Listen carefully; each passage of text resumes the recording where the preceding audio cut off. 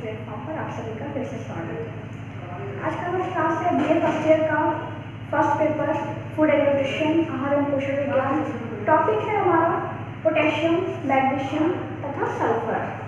तीन खनिज लवणों को आज एक साथ लेके चलेंगे क्योंकि ये तीनों बहुत शॉर्ट हैं और तीनों के कार्य कहीं ना कहीं एक दूसरे से जुड़े हुए हैं। तीनों के क्या एक तरह से हम देखते आ रहे हैं कि खनिज लवण में जितने भी खनिज लवण हैं सबके कार्य लगभग एक हैं, सबके प्राप्ति के साधन भी एक हैं और सबके कमी से जो प्रभाव पड़ रहा है वो भी लगभग एक ही है। तो पोटेशियम, मैग्नीशियम तथा सल्फर भी हमारे शरीर में उतना ही महत्वपूर्ण है जितने कि बाकी खनिज लवण। तो ये शरीर में कार्य भी उतने ही करते हैं। जैसा कि पहले बताया जा चुका है कि पूरे शरीर में 4% खनिज लवणों की आवश्यकता होती है और इन 4% में 2% तो सिर्फ कैल्शियम ही ले रहा है और बाकी का 1% फास्फोरस ले रहा है, यानी बचा हमारा 1%। उन 1% में बाकी के जितने खनिज तत्व हैं वो सारे 1% में आते हैं और उसमें ही अपना कार्य करते हैं। अब जैसे है पोटेशियम, मैग्नीशियम तथा सल्फर, तो अगर पोटेशियम की बात करें तो एक स्वस्थ वयस्क व्यक्ति के शरीर में 250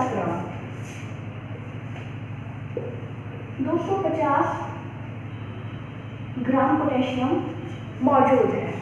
और यही इसके पहले हमने सोडियम के बारे में पढ़ा था। तो सोडियम मानव के शरीर में 100 ग्राम उपस्थित रहता है, यानी सोडियम की तुलना अगर करें पोटेशियम से तो लगभग 2.5 गुना अधिक मानव के शरीर में मौजूद है। और ये 250 ग्राम पोटेशियम 90% आरबीसी यानी रेड ब्लड सेल्स, लाल रक्त कणिकाओं में 90% मौजूद रहता है। 90% लाल रक्त कणिकाओं में कार्य करता है, संचालन, नियमन, मतलब जितने भी इसके कार्य हैं वो 90% तो ब्लड में ही चला जाता है, आरबीसी में जाता है। चूंकि रक्त का 2 पार्ट होता है, रेड आरबीसी और डब्ल्यूबीसी, तो आरबीसी में चला जा रहा है और बाकी का बचा 10%, तो 10% बाह्य कोशिकीय जो पदार्थ होते हैं उनमें मौजूद रहता है। और अगर मात्रा की बात करें कि पोटेशियम की प्रतिदिन कितनी मात्रा लेनी चाहिए व्यक्ति को, तो ऐसे तो अतिरिक्त लेने की आवश्यकता नहीं है क्योंकि हम जो बाकी पोषक तत्व ग्रहण कर रहे हैं, बाकी भोज्य पदार्थों को जो हम ग्रहण कर रहे हैं उससे ही हमें potassium, magnesium, sulphur, iodine, sodium ये सारे मिल जा रहे हैं। तो मैग्नीशियम, पोटेशियम को भी अतिरिक्त लेने की आवश्यकता नहीं है, फिर भी प्रतिदिन 2 से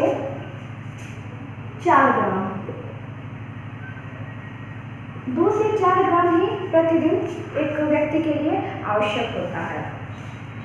और अगर मैग्नीशियम की बात करें तो मैग्नीशियम मानव के शरीर में 25 से 30 ग्राम उपस्थित रहता है एक वयस्क व्यक्ति के शरीर में। क्योंकि वयस्क इसलिए लिया जा रहा है, हर व्यक्ति के शरीर में अलग अलग मात्रा होती है, हर उम्र के हिसाब से अलग अलग मात्रा होती है उनके शरीर में पोषक तत्वों की। तो वयस्क को इसलिए लिया जा रहा है कि वयस्क के अनुसार एक तुलना किया जा सकता है कि बाकी की जो अवस्थाएं हैं उनके शरीर में किस प्रकार से पोषक तत्व मौजूद हैं। तो अगर पोटेशियम की बात करें तो पोटेशियम 250 ग्राम उपस्थित है। मैग्नीशियम की बात करें तो मैग्नीशियम 25 से 30 ग्राम मानव के शरीर में उपस्थित है। अब आते हैं इनके कार्य पे। चूंकि हर पोषक तत्वों के कार्य अलग अलग हैं, तो खनिज लवण में जितने भी खनिज लवण हैं सबके कार्य एक ही हैं, बस नाम अलग अलग दिया गया है। प्राप्ति के स्रोत भी एक हैं और इनके कार्य भी एक हैं, इसीलिए हमने तीनों को लिया हुआ है क्योंकि शॉर्ट है और तीनों एक साथ समझ में आ भी जाएगा बहुत आसानी से। अब इनके कार्य को देखते हैं। तरल पदार्थों के संतुलन में सहायक। हमारे शरीर में जितने भी तरल पदार्थ हैं, तरल ऊतकें हैं, मतलब जितने भी शरीर में तरल पदार्थ हैं उनमें खनिज लवण मौजूद रहते हैं और ये खनिज लवण उन तरल पदार्थों को संतुलन बनाए रखता है। उनकी जो क्रियाएं हैं उसमें ये सहायता प्रदान करता है। तो तरल पदार्थ में संतुलन बनाए रखता है, जैसे शरीर में जल हो गया, ब्लड हो गया, इसके अलावा बहुत सारे हार्मोन्स होते हैं। तो ये सारे जितने तरल पदार्थ हैं उनको सही प्रकार से कार्य करने में सहायता प्रदान करता है। फिर है मांसपेशियों के संकुचन में सहायक। मांसपेशियों के संकुचन में सहायक यानी अगर शरीर में खनिज लवणों की कमी हो जा रही है तो सबसे पहले इफेक्ट मांसपेशियों पे ही पड़ता है। तो मांसपेशियों का जो संकुचन है, उनकी जो कार्य है उनमें सहायता प्रदान करता है। यदि कमी हो जाती है तो वही उसके कुप्रभाव देखने को मिलते हैं, वही उसकी बीमारियां या फिर उसकी कमी से होने वाले रोग में परिवर्तित हो जा रहा है। फिर है हृदय गति को संतुलित रखना। इसके पहले आपको कैल्शियम, फास्फोरस, सोडियम, ये इन सारे क्लासेस में बताया गया था कि अगर शरीर में इनकी कमी हो जा रही है तो हृदय की जो गति है वो असामान्य हो जाएगी। जैसा बताया गया था कि बहुत सारे वैज्ञानिकों ने बहुत सारे शोध किए, अनुसंधान किए, उसमें मेढक के हृदय को निकालकर कुछ तरल पदार्थों में उसमें ये सारे खनिज लवणों को मिलाकर रखा गया। उससे पता चल रहा था कि खनिज लवणों से ही उसके शरीर में हृदय की गति संतुलित बनी हुई है, हृदय की गति सामान्य बनी हुई है। तो इनकी कमी से भी हृदय गति में असंतुलन हो सकता है, तो ये इनके कार्य हो गए। फिर है नाखून एवं बालों की वृद्धि के लिए आवश्यक। इन तीनों में जो सल्फर है वो नाखून, बाल तथा मतलब स्किन के लिए, बालों के लिए, नाखून के लिए बहुत आवश्यक है, इनकी वृद्धि और विकास के लिए, इनके स्वास्थ्य के लिए।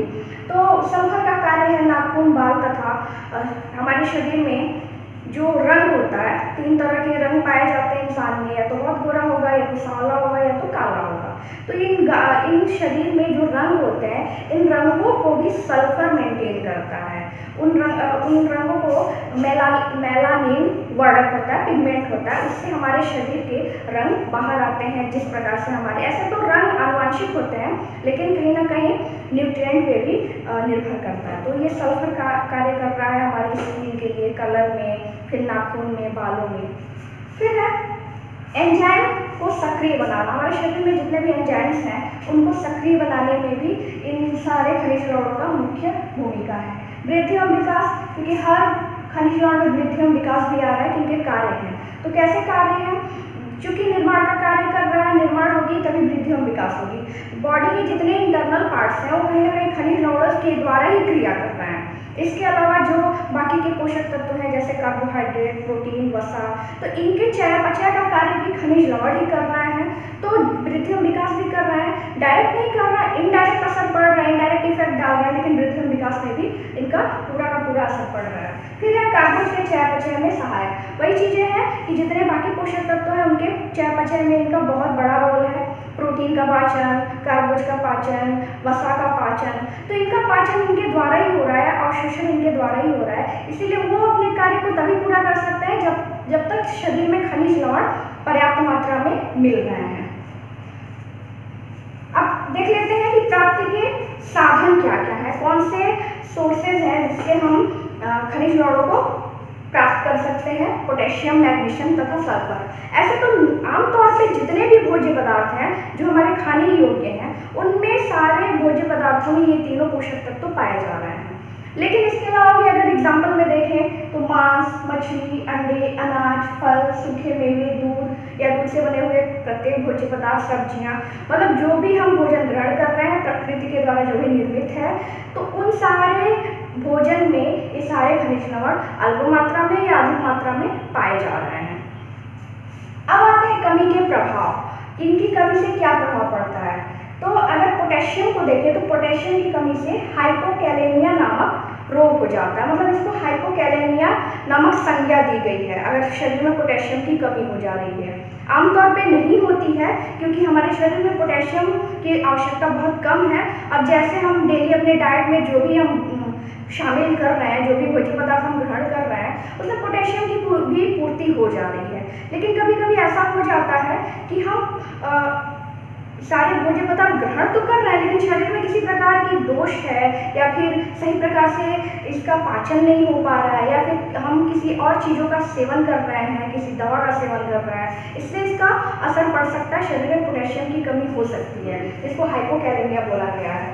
अब कारण क्या है? कारण में जैसे अगर बार बार उल्टी हो रही है, लंबे समय तक डायरिया शरीर में बनी हुई है, इंसुलिन का अधिक प्रयोग किया जा रहा है, तो ऐसे कंडीशन में पोटेशियम की कमी हो सकती है। अब बार बार उल्टी होना, डायरिया होना, ये सारी कमियां सोडियम में भी मिली थी। अगर शरीर में बार बार उल्टी हो रही है, लंबे समय तक डायरिया बना हुआ है, तो कहीं ना कहीं शरीर से जल का निष्कासन बहुत अधिक हो रहा है, जिसके कारण खनिज लवण भी इसके साथ साथ बाहर निकल जा रहे हैं, जिससे कमी हो जा रही है। प्रभाव या लक्षण, शरीर में इसके क्या प्रभाव देखने को मिलेंगे या किस लक्षण से जाना जा सकता है?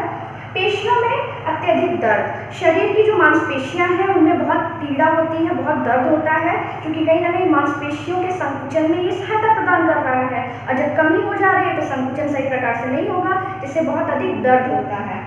इसके अलावा चिड़चिड़ापन होता है, आलस्य लगता है। तो कहीं ना कहीं जब हमारा शरीर स्वस्थ नहीं रहेगा तो हमारा मस्तिष्क भी स्वस्थ नहीं रहेगा, हमें किसी काम में रुचि नहीं आएगी, किसी काम को करने की इच्छा नहीं होगी, हमेशा हमारे अंदर अनिच्छा रहेगी, कहीं ना कहीं हम एक्टिव नहीं रहेंगे, क्योंकि हम फिजिकली फिट नहीं है। इस मतलब आंतरिक जो हमारे इंटरनल जो पार्ट है वो सही प्रकार से कार्य नहीं कर रहे हैं। अब देख लेते हैं अन्य प्रभाव। इसके अलावा और क्या क्या प्रभाव पड़ सकते हैं। ये था पोटेशियम की कमी से स्पेशली हाइपोकैलेमिया रोग हो जाता है। और इसके अलावा बाकी की जो सल्फर तथा मैग्नीशियम है उनकी कमी से क्या प्रभाव पड़ता है। मांसपेशियों पर प्रभाव, मांसपेशियों में बहुत अधिक पीड़ा होती है, वही चीज़ें संकुचन नहीं हो पाता है, मांसपेशियाँ अंदर ही अंदर क्षय होने लगती हैं, अर्थात अंदर ही अंदर वो कमजोर होने लगती हैं। फिर है बालों, नाखून तथा चेहरे पर प्रभाव। सल्फर का कार्य है कि बाल, नाखून तथा चेहरे का जो कलर है उसमें वृद्धि विकास लाना है। तो सल्फर की अगर कमी हो जा रही है तो बाल, नाखून तथा चेहरे पर भी प्रभाव दिखेगा। इसके अलावा संज्ञाहीनता, अगर मैग्नीशियम की कमी हो जा रही है तो संज्ञाहीनता हो जा रही है। इसका मतलब ये हुआ कि एक तरह से बेहोशी कह सकते हैं कि किसी भी इंसान में हमेशा वो होश में नहीं रह रहा है, दूसरे ही दुनिया में खोया हुआ है, वो बाकी के किसी काम में रुचि नहीं ले पा रहा है। तो अधिक कमी हो जा रही है तो संज्ञाहीनता हो सकती है। ये था हमारा पोटेशियम, मैग्नीशियम तथा सल्फर, इसके कार्य, प्राप्ति के स्रोत तथा इनकी कमी से होने वाले प्रभाव। अब मिलते हैं आपसे अगले टॉपिक पर, तब तक के लिए